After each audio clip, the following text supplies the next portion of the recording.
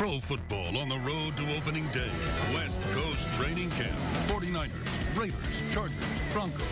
See the preparation, feel the intensity with roster analysis, key game matchups, player profiles, and the first push toward a football title. This is West Coast Training Camp.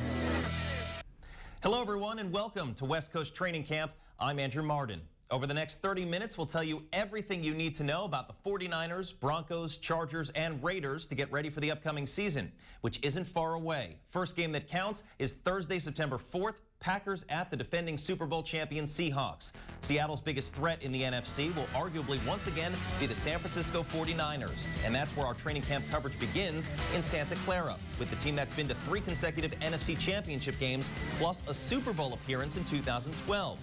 From there, we'll go to Denver, the best team in the AFC last season with the ageless Peyton Manning at quarterback. He won his 5th MVP at 37 years old.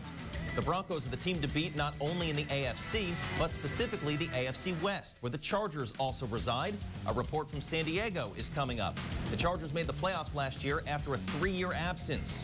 For the Raiders, that absence is 12 years. 2002 was the last time Oakland made the playoffs. The Raiders made the Super Bowl that year, losing to Tampa Bay. We'll head to Napa in a little bit to check in on the expectations for 2014. At 49ers camp, the expectations are as big as Colin Kaepernick's new contract. He signed a 6-year extension in the offseason that could be worth as much as $126 million. That's a $20 million a year raise.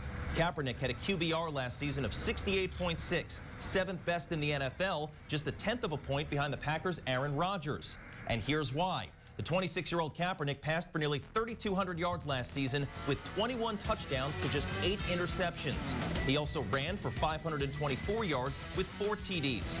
But the Niners' leading rusher last season was Frank Gore, 1,128 yards for a guy who has 7 1,000-yard seasons in his 9 years in the league. 17 different receivers caught passes for the 49ers last season, led by Anquan Boldin. He had 85 of them for 1,179 yards and 7 touchdowns. When you also factor in Vernon Davis, Michael Crabtree, and the newly acquired Stevie Johnson, there's more than enough for our Amy Gill to talk about in Santa Clara. For the last 3 years, the 49ers have been knocking on the door of hoisting the Lombardi Trophy, falling in a Super Bowl, and losing 2 NFC Conference championships. Well, this season, the team is right there again, and a little bit more mature. Colin Kaepernick is back under center, hungry as ever. Trying to get better at everything I do and make sure I'm ready to lead this team, and that I'm making the right reads, making the right throws when it counts. His favorite target is back as well. Michael Crabtree was sidelined for more than half of the season last year after tearing his Achilles. Even the end of last season, he wasn't 100%, and he was making plays for us. I'm excited to see what he's going to do now that he's 100%. Anquan Boldin and Vernon Davis are back, and there's a few new wide receivers, Brandon Lloyd and Stevie Johnson, to help bolster the passing attack that ranked 17th last season in the NFL. I think it's good to have a variety of receivers with different moves. I think that makes it harder on defenses, harder on DBs. Running back Frank Gore is entering his 10th season with San Francisco. That's a long time, especially for a running back. Frank has been one of the top backs in the National Football League. I see that continuing. Frank keeps himself in tremendous shape. I see the same and better each year. On defense, the linebackers might have to get along without Navarro Bowman, who tore his ACL in the NFC title game. So Patrick Willis will have to get the other linebackers to step up. And keep an eye on some of the new defensive backs, the rookies Dante Johnson and Jimmy Ward. They've been looking good at training camp. With all those great receivers to go against in practice, it could benefit them during the season. I'm going against guys like that, and I'm only a rookie. So each day I'm out here, I'm going to go again, I'm going to go again, I'm going to go again until I get better. So after a while, it's going to pay off. In Santa Clara with the 49ers, I'm Amy Gill. Thanks, Amy. The 49ers open the season in Dallas on Sunday, September 7th. The Cowboys have gone 8-8 3 years in a row. The home opener and the first regular season game at the new Levi's Stadium is the following week against the Chicago Bears. And whether they want to admit it or not, you know the 49ers have November 27th circled on the calendar. It's a Thursday game, and it's the first of 2 matchups they'll have this season against the Super Bowl champions, the Seahawks, the team that beat them in the NFC Championship. You heard Amy mention Brandon Lloyd. He's an interesting story. The Niners originally drafted him in 2003, and he played for them from 03 to 05. Then he went to Washington, Chicago, Denver, St. Louis, and New England, and last year he sat out. Coach Harbaugh likes Lloyd's enthusiasm in the film room. 100% engaged in the meeting. I mean, I've never seen a guy at this, at any level, go through a meeting like that. And it's just, you know, it just makes me giggle and giddy, you know, to watch him do it. It's awesome. It's awesome. There's a slap. There's an arm over. There's a jab. You know, it's a thing to behold. The Niners would love it if Brandon Lloyd could duplicate his 911 receiving yards from 2012. Still to come on West Coast Training Camp, it's time to switch conferences to the AFC. The Broncos made it to the Super Bowl last year. What will it take to get back there this year and possibly win it? That's next when West Coast Training Camp returns. Pro football on the road to opening day. 49ers, Raiders, Chargers, Broncos. This is West Coast Training Camp. Welcome back to West Coast Training Camp. I'm Andrew Marden. In March of 2012, the Indianapolis Colts did what they had to do. They cut Peyton Manning. He was coming off several neck surgeries that forced him to miss 2011, and had the Colts kept him on the roster, they would have had to pay him $28 million. So they made a business decision, and Manning ended up signing in Denver. That turned out to be a good decision as well. With Peyton Manning at quarterback, the Broncos continued to win the AFC West. That streak is now at 3 years. They've won 26 games the past 2 seasons with Manning, and 3 of the 4 teams in the division made the playoffs last year. The Broncos, as we know, won the AFC and played in the Super Bowl. The Chiefs won 11 games. The Chargers won 9. The Raiders were 4-12. The Broncos look good again on paper, but they do not have history on their side. Did you know? No team since the undefeated 1972 Miami Dolphins has gone on to win the Super Bowl the season after losing it. Of course, having said that, the Broncos were the highest scoring team in league history last year, the first to score 600 points in a season. The 2007 Patriots previously held the record with 589 points. Leading the way was Peyton Manning, 5,477 passing yards, 55 touchdowns. He won the league's MVP award, the 5th of his career, but shockingly, he was not unanimous. He got 49 of the 50 first-place votes. Manning's yards and touchdowns are both single-season records. The Broncos' leading rusher last season was Sean Moreno, who's now in Miami. Moreno ran for a career-high 1,038 yards and 10 touchdowns last season. He was the first running back in Broncos history to go over 1,000 yards and catch 50 or more passes in the same season. Demaryius Thomas was Peyton Manning's favorite receiving target last year, 92 catches for 1,430 yards, 14 touchdowns. Eric Decker also went over 1,000 yards. He's now on the Jets. The Broncos had 4 receivers catch more than 10 touchdowns, but as Adam Lucas tells us, none of that matters since they fell short in the biggest game of the year. When the Denver Broncos take the field in Week 1 against the Indianapolis Colts, they'll have a few new faces. And after the embarrassing 43-8 loss to the Seattle Seahawks in Super Bowl 48, you may see a new attitude. You know, we have a championship mindset. We know what it takes to get there. Now we just all have to do that a little bit more so that we can become victorious at the end of the year. Peyton Manning and company aren't dwelling on last season's forgettable ending or resting their laurels on an AFC championship. It's a 2014 season, and just because you did certain things last year means nothing as far as this upcoming season. I've always thought the NFL does not owe you anything. Nothing is given to you. You have to go out there and earn it. And Manning and his arsenal of weapons, including newcomer Emmanuel Sanders, are looking to do just that. But it's the other side of the ball that the Broncos front office felt the need to improve on. The Seattle Seahawks' Legion of Boom defense held the Broncos' record-setting 2013 offense to just 8 points in Super Bowl 48. So the Denver Broncos beefed up on defense during the offseason to add a little nastiness. And those additions come in the form of cornerback Aqib Talib, safety TJ Ward, and defensive lineman DeMarcus Ware. I know we got a defense that wants to play physical, you know, with TJ Ward and Aqib and DeMarcus and all those guys, man. They want to be the best defense. They're tired of hearing about the offense. They want to get some recognition. So I know they're hungry. Man, you got to have a safety ready to put a little fear in guys' heart, you know what I'm saying? A lot of guys don't like going over the middle when somebody like TJ in there. And come September 7th, that new attitude will be put to the test. Reporting in Denver at Broncos headquarters, I'm Adam Lucas. Thanks, Adam. The season opener for the Broncos is Sunday, September 7th at home against Indianapolis, Peyton Manning's former team. The following week is the first divisional game against Kansas City. The week after that, it's a Super Bowl rematch. The Broncos against the Seahawks. That game is in Seattle. The Seahawks won the Super Bowl by 35 points, 43-8. These teams did meet in the preseason this year, with the Broncos winning 21-16. Now, you might be thinking it's the preseason, so the game doesn't count for anything, and that's true. But a Denver win gives the Broncos confidence, which might affect the game they play on September 21st. You never know. Still to come on West Coast Training Camp, we stay within the division. The Chargers made the playoffs last year. Can they do it again? And can they possibly unseat the Broncos and win the AFC West? As the saying goes, stranger things have happened. We'll be right back. Pro football on the road to opening day. 49ers, Raiders, Chargers, Broncos. This is West Coast Training Camp. Welcome back to West Coast Training Camp. As we continue to work our way down the AFC West standings, I'd like to point out the Chiefs, who finished second last season, had a huge turnaround from the previous season. Kansas City went from being 2-14 in 2012 to 11-5 in 2013. So it's not just the Broncos the Chargers are chasing. But San Diego can brag a little bit itself after making the playoffs last season for the first time since 2009, while posting its first winning season since 2010. The Chargers did all that with a first-year head coach, Mike McCoy, and a quarterback in Phillip Rivers, the NFL's Comeback Player of the Year. Rivers is the third quarterback in NFL history with at least 6 straight seasons of 25 or more touchdown passes. He also passed for more than 4,000 yards for the 5th time in his career, the 6th QB in NFL history to do that.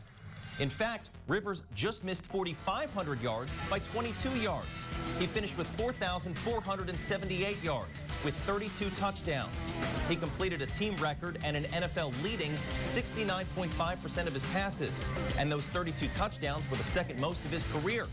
On the ground, the Chargers were led by Ryan Matthews, the team's Offensive Player of the Year and an All-AFC pick by the Pro Football Writers of America. Matthews had 1,255 rushing yards, 6 rushing touchdowns. His yardage total was the most by a Chargers running back since LaDainian Tomlinson in 2007. For Matthews, it was the second 1,000-yard season of his career. The Chargers also found a breakout star in wide receiver Keenan Allen, third-round draft pick last year out of Cal. Allen led the team in receiving yards, 1,046. He's one of only 12 players since the merger to have a 1,000-yard receiving season in his rookie year. 8 touchdowns for Allen, who's part of a talented group that's ready to make another playoff run in 2014. At the end of the 2013 regular season, the San Diego Chargers were the hottest team in the AFC. They won their last 4 games and made the playoffs for the first time since 2009. They also won a playoff game, beating Cincinnati on Wild Card Weekend. Just going to learn, and we're trying to improve our football team every day and get better, but they've worked extremely hard at this point in time. Which is the start of year 2 under head coach Mike McCoy, the former Denver Broncos offensive coordinator, who last season became just the 5th coach in Chargers history to lead the team to the playoffs in his first season. You know, out of every game, it doesn't matter if it's first preseason, first regular season, there's always going to be pluses and minuses. The Chargers had several pluses last year. Running back Ryan Matthews set career highs for carries and rushing yards. Wide receiver Keenan Allen set franchise rookie records for catches and receiving yards. Safety Eric Weddle was named to his 2nd Pro Bowl, and quarterback Phillip Rivers his 5th, after setting career highs in completions, completion percentage, and QB rating, en route to being named Comeback Player of the Year. We're going to throw it, but we need to be able to run it. I mean, every quarterback loves to run it.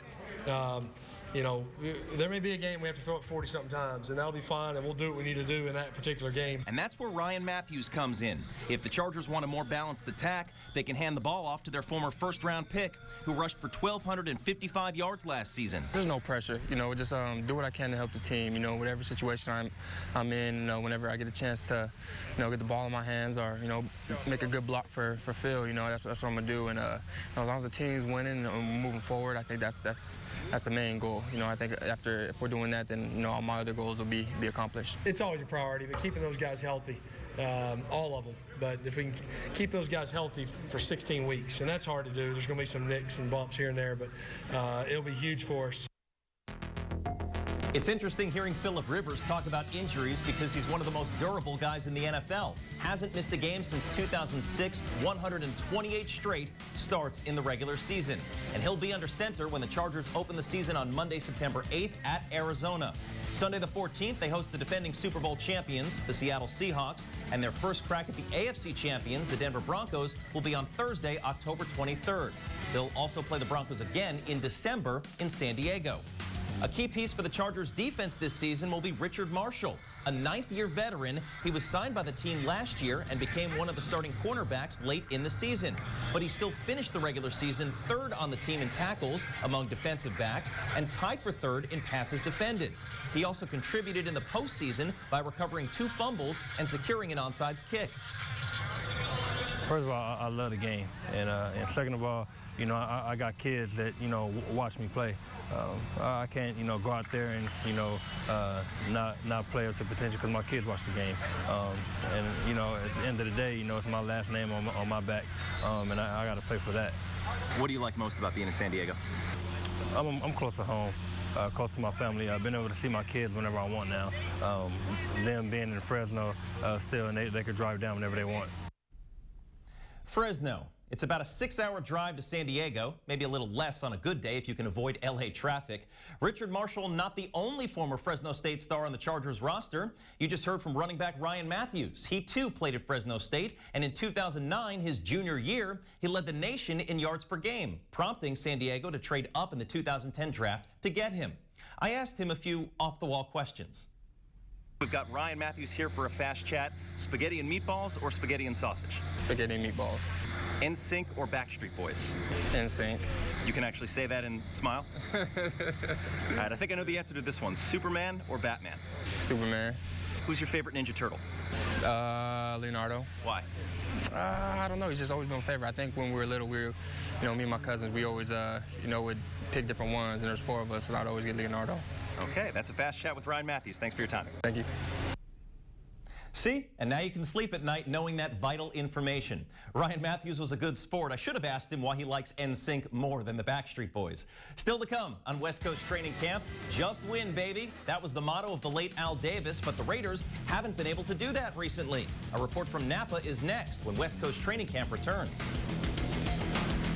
Pro football on the road to opening day. 49ers, Raiders, Chargers, Broncos. This is West Coast Training Camp. Welcome back. 2002. Not only was that the last year the Oakland Raiders made the playoffs, it was the last year they finished above 500. They finished either 3rd or 4th in the AFC West every year since then, and 9 of those 11 years they've had double-digit losses. In other words, they haven't been good for a while. But is there reason for optimism in 2014? Well, they needed a quarterback, so they traded a 5th-round pick to Houston to get Matt Schaub. Darren McFadden rushed for just 379 yards last year, so they went out and got Maurice Jones-Drew. Arguably the best linebacker on the team hasn't played a game yet. 1st-round pick Khalil Mack. So I think it's safe to say the Raiders are still a work in progress. Oh, and we mentioned at the top of the show, all the other teams in Oakland's division, the AFC West, made the playoffs last year. The quarterback with the best numbers for the Raiders last season was Terrell Pryor. Let that sink in for a second. The Raiders acquired Pryor in the 3rd round of the supplemental draft in 2011. He was suspended for the first 5 games that year and only got on the field once as a rookie. They traded him away in April for a 7th-round pick. He actually asked to be traded after he lost his starting job to undrafted rookie Matt McGloin, but he still put up better numbers than McGloin. Pryor had nearly 1,800 passing yards, 576 rushing yards, and 9 total touchdowns. The Raiders' leading rusher last season is also no longer on the team, Rashad Jennings. He signed a 4-year contract with the Giants after rushing for 733 yards and 6 touchdowns last season in Oakland. Rod Streeter was the most productive wide receiver a year ago, 60 catches for 888 yards. He also had 4 touchdowns. The Raiders did make some offseason moves, but as Scott Bemis tells us, they still have several question marks. Despite back-to-back 4-12 seasons, optimism is running high here at Raiders training camp, in large part because of their busy offseason. They signed 6 veteran free agents who figure to be starters and also traded for former Texans quarterback Matt Schaub. It's definitely an exciting time as a veteran to make this transition over here to this team and this football team to help get back to that Raider way and be a part of Raider Nation. So it's exciting to see what they've done. Schaub was a former two-time Pro Bowler in Houston, but struggled through a disastrous 2013 season with the Texans. He wasn't the only former Pro Bowler the Raiders added on offense, though. They also signed running back Maurice Jones-Drew. The former NFL leading rusher will compete with Darren McFadden for playing time in the Raiders' backfield. When he breaks a big run, obviously your competitive juice flow, you want to go, and then vice versa. So it is going to continue to make us get better as a group. MJD is from the Bay Area, just like receiver James Jones, who comes back home after 7 productive years in Green Bay. I still feel like I have a lot of football left in me, you know what I mean? So I'm trying to get better myself, make myself a better football player to help this team win. On the other side of the ball, the Raiders were also busy trying to upgrade the 4th worst defense in the league, mainly by getting deeper up front. Gone is Lamar Houston, but they added veteran defensive lineman Justin Tuck from the Giants, former Steeler Lamar Woodley, and former Texan Antonio Smith. They're all getting up there in age, but feel they have some good football left in them. Yeah, we hear it. I hear all the things that people say, and I'm in the business of proving people wrong. You know, guys that's won Super Bowls and guys that know how to finish, and that little piece right there can help take the team on to that next level. What we've done around here in the past has not been good enough, and we understand, you know, the task ahead of us, and we're fully committed to getting that done. The schedule makers didn't do the Raiders any favor this year, as they have the toughest schedule in the league based on last year's record. That makes getting off to a good start a high priority, with 4 of their first 6 coming at home. In Napa Valley with the Raiders, I'm Scott Bemis. Thanks, Scott. That schedule for the Raiders opens with a game on the East Coast against the Jets on Sunday, September 7th. The following week, the Raiders are home to host Houston, Matt Schaub's former team. And 2 weeks later, they'll be in London to play the Dolphins. The NFL will play 3 games in London this year, continuing its international series, which began in 2007. The Dolphins have been there before. This will be the first time for the Raiders. Now, Matt Schaub may be the quarterback of the present in Oakland, but the quarterback of the future looks to be Derek Carr. Carr was the team's 2nd-round draft pick this year after setting a whole slew of records at Fresno State. He quickly assumed the backup role after rookie minicamp. Carr is the 2-time Mountain West Offensive Player of the Year, and last season he threw for 5,000 yards and 50 touchdowns. As a rookie, he's leaning heavily on Schaub for advice and not worrying about when he might get an opportunity to start.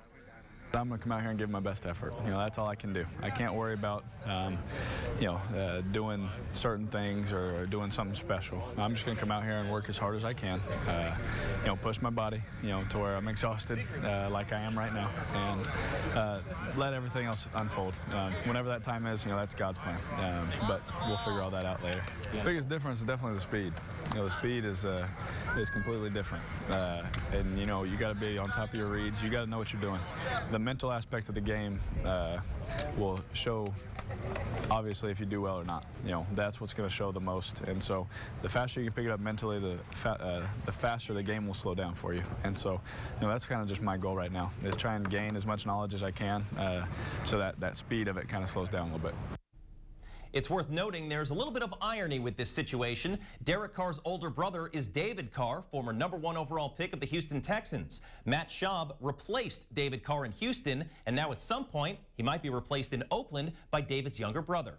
We'll be right back. Pro football on the road to opening day. 49ers, Raiders, Chargers, Broncos.